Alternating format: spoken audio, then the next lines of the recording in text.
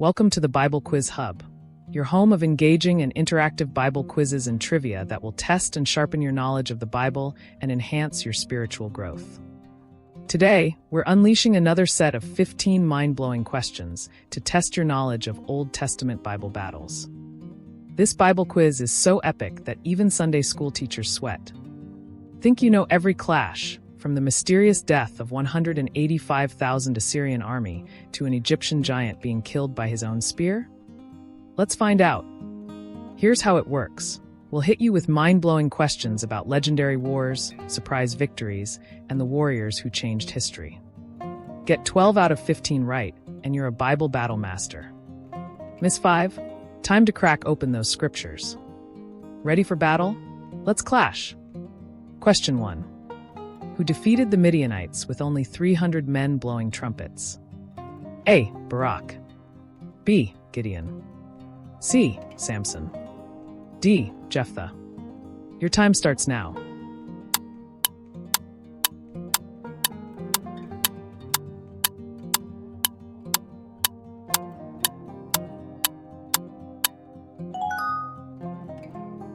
The correct answer is B. Gideon. Judges 7 verse 22. Gideon's unconventional battle tactics revolutionized ancient warfare. By using psychological warfare, sudden light, noise, and the appearance of a much larger force, Gideon's small band created such confusion that the Midianites actually fought against each other in the darkness. This brilliant strategy came directly from God, who specifically designed it to prevent Israel from claiming the victory through their own strength. When we face intimidating challenges, sometimes our best strategy isn't to fight harder, but to create the conditions where God's power becomes unmistakably evident. Question 2. What happened to King Saul's body after he died in battle at Mount Gilboa? A. It was buried by David. B. It was hung on the wall of Bethshan. C. It was cremated by the Philistines. D. It was thrown into the sea. Your time starts now.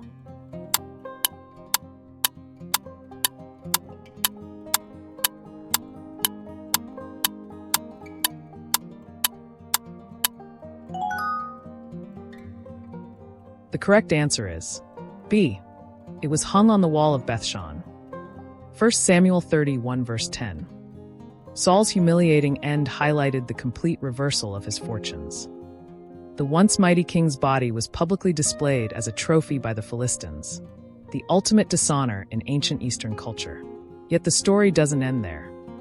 The brave men of Jabesh-Gilead, remembering how Saul had once rescued their city, risked their lives to recover and properly bury his remains.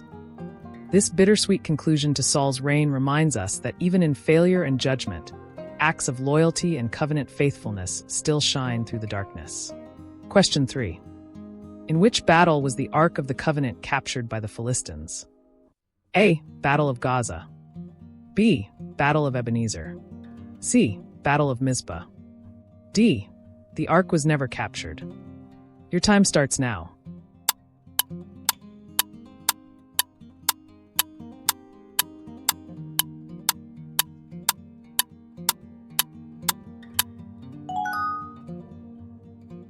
The correct answer is B. Battle of Ebenezer. 1 Samuel 4 verses 1 to 11. This devastating defeat marked a turning point in Israel's history. The Israelites' decision to bring the ark into battle reflected a superstitious misunderstanding of God's presence. They treated the ark like a magical talisman rather than respecting God's holiness. The catastrophic loss, including the deaths of Eli's sons and the capture of the ark, demonstrated that God cannot be manipulated or controlled.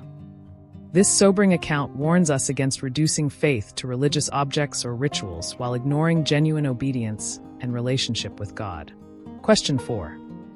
Who defeated the Amalekites after Saul failed to completely destroy them as God commanded? A. David. B. Samuel. C. Jonathan. D. Joab. Your time starts now.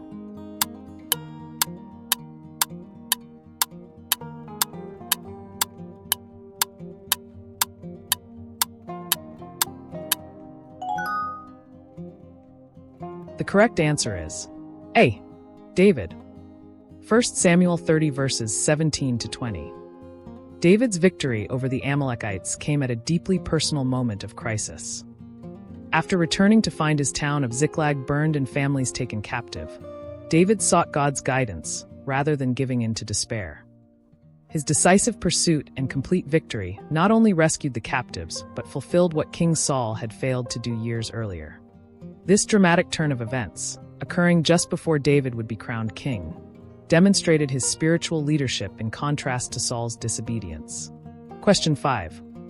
Which prophet advised King Ahab before his final battle? A. Elijah. B. Elisha. C. Micaiah. D. Nathan. Your time starts now.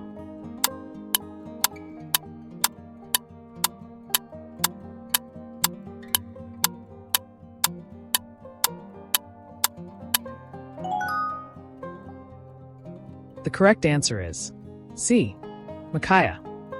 1 Kings 22 verses 13 to 28. Micaiah stands as a powerful example of speaking truth regardless of the consequences. While 400 prophets told King Ahab exactly what he wanted to hear, Micaiah alone had the courage to deliver God's actual message, a prophecy of defeat. For his honesty, he was imprisoned on bread and water. This courageous prophet reminds us that popularity and truth often travel different roads. In a world full of people-pleasers, God values those willing to stand alone for truth, even when it costs them personally. Question 6. What weapon did Benaiah use to kill an Egyptian giant? A. The Egyptian's own spear. B. A stone and sling. C. A javelin. D. A sword. Your time starts now.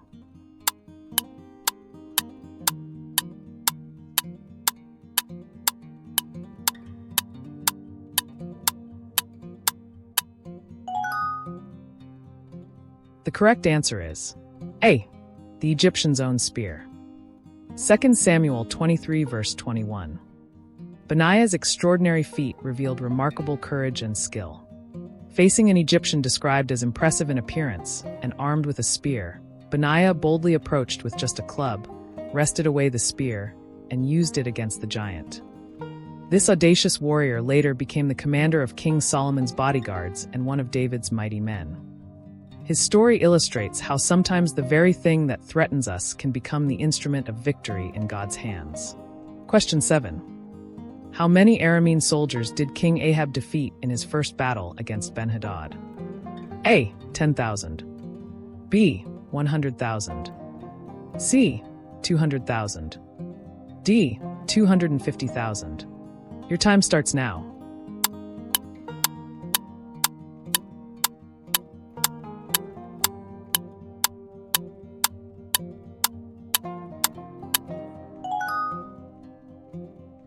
The correct answer is B.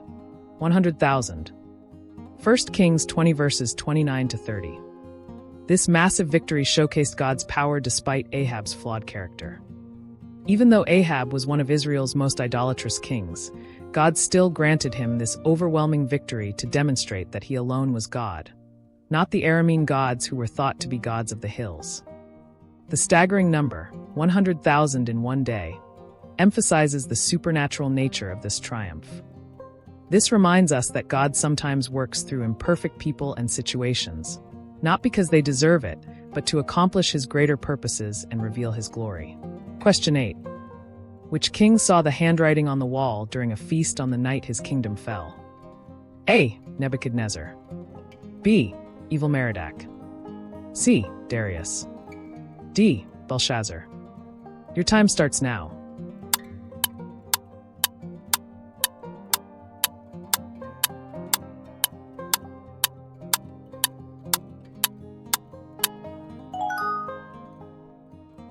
The correct answer is D. Belshazzar. Daniel 5 verses 30 to 31. Belshazzar's dramatic downfall occurred during the midst of blasphemous celebration. While Babylon's king profaned the sacred vessels from Jerusalem's temple, mysterious fingers wrote his doom on the palace wall. That very night, while the feast continued, Cyrus's Persian army diverted the Euphrates River, marched under Babylon's walls through the riverbed, and conquered the supposedly impregnable city. This sudden transfer of world power fulfilled prophecies written decades earlier and reminds us that no human kingdom, no matter how mighty, stands forever. God remains sovereign over all human history. Question 9. Against which city did Joshua fight his first battle after crossing the Jordan? A. Amorites. B. Jebusites. C. Jericho. D. Ai. Your time starts now.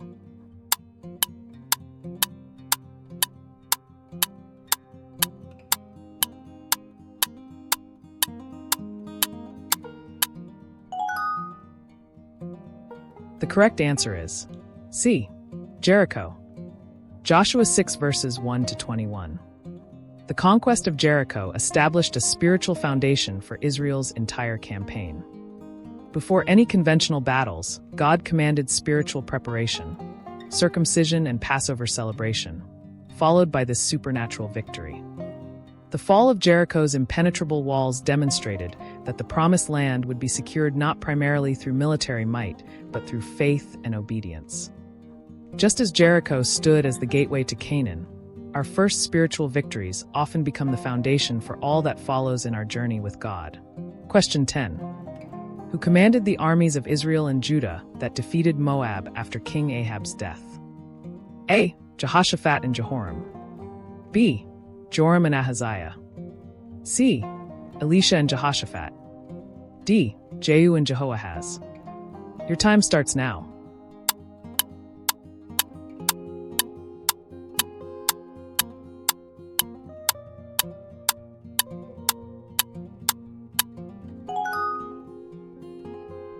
The correct answer is A. Jehoshaphat and Jehoram. 2 Kings 3 verses 4 to 27. This unusual alliance brought together the divided kingdoms for a common cause. Despite their religious differences, Jehoshaphat was godly while Jehoram followed in his father Ahab's idolatrous footsteps. These kings united against Moab's rebellion.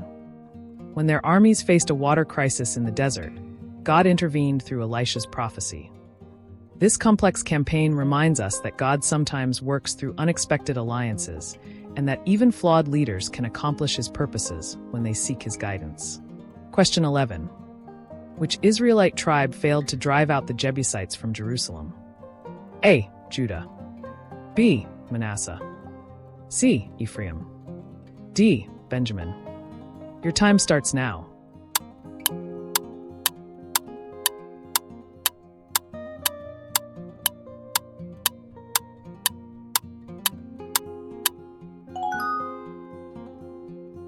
The correct answer is D. Benjamin. Judges 1 verse 21. Benjamin's incomplete conquest had long-lasting consequences. Their failure to drive out the Jebusites from Jerusalem left this strategic city as a pagan enclave for centuries until David finally conquered it. This incomplete obedience illustrates how compromises and half-measures often create problems for future generations. It resulted in Jerusalem being partly owned by Israel. A portion was held by the enemies. This reminds us that our spiritual compromises today may create unnecessary battles for those who come after us. Question 12. What miracle occurred when Jehoshaphat battled the armies of Moab, Ammon, and Mount Seir? A. The sun stood still. B. Fire fell from heaven. C. The enemies fought among themselves. D. Flood swept the enemies away. Your time starts now.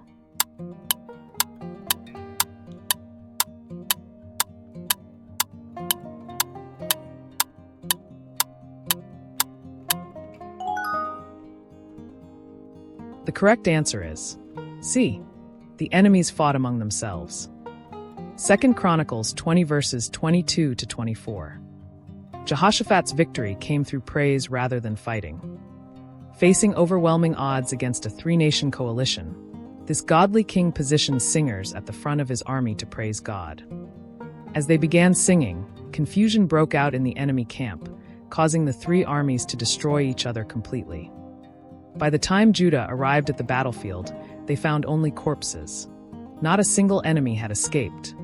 This extraordinary victory reminds us that praise is not just an expression of gratitude, but but can be a powerful spiritual weapon that invites God's intervention in impossible situations.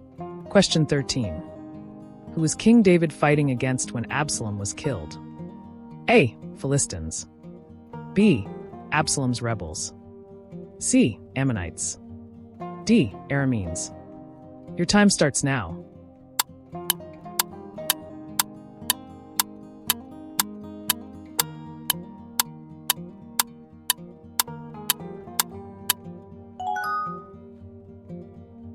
The correct answer is B. Absalom's rebels. 2 Samuel 18 verses 6 to 15. This heartbreaking civil war divided families and the nation. The conflict between David and his son Absalom represents one of the most tragic personal dimensions of warfare in Scripture. Despite giving explicit orders to spare Absalom's life, David's general Joab took matters into his own hands when he found the prince hanging helplessly from a tree. David's anguished cry, "Oh, my son Absalom, my son, my son," reveals that even necessary victories can come with devastating personal costs. This poignant story reminds us that the wounds of family conflict often run deeper than any external battle. Question 14. What was the name of the Philistine champion who was killed by Elhanan? A. Goliath. B. Lami. C. Ishbi-Benob. D. Saph. Your time starts now.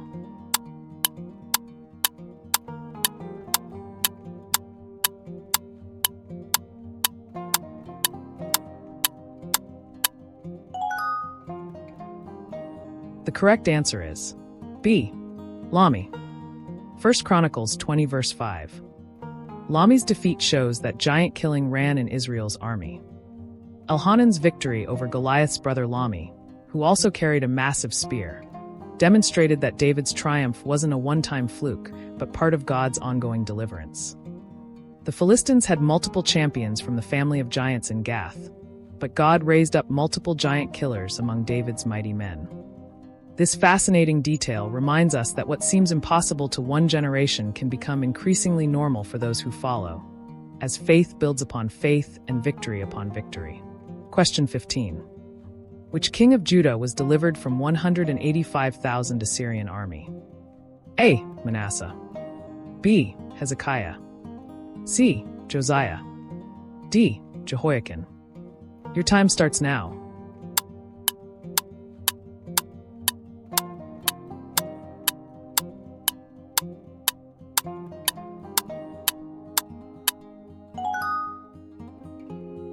The correct answer is B. Hezekiah. 2 Kings 19 verses 35 to 36. Hezekiah's deliverance represents one of history's most dramatic divine interventions. When Sennacherib's unstoppable Assyrian war machine surrounded Jerusalem, after having already conquered 46 fortified cities of Judah, the situation appeared hopeless. Yet through Isaiah's prophecy and Hezekiah's desperate prayer, God sent an angel who struck down 185,000 Assyrian soldiers in a single night. This miraculous deliverance not only saved Jerusalem, but altered the course of ancient history. When we face impossible situations, Hezekiah's example reminds us that earnest prayer can accomplish what armies cannot. And that's it for this edition of the Old Testament Bible Battles quiz. If you scored 15-15, drop a comment. If not, no shame. Hit that save button to revisit later. Subscribe to the channel for more engaging Bible quizzes and trivia. Ring the notification bell so you never miss a quiz. Want more? Check the card above and link in the description. Thanks for battling with us today. Keep your armor on, Satan's quaking after that score. Until next time, stay sharp in the Word. God bless you.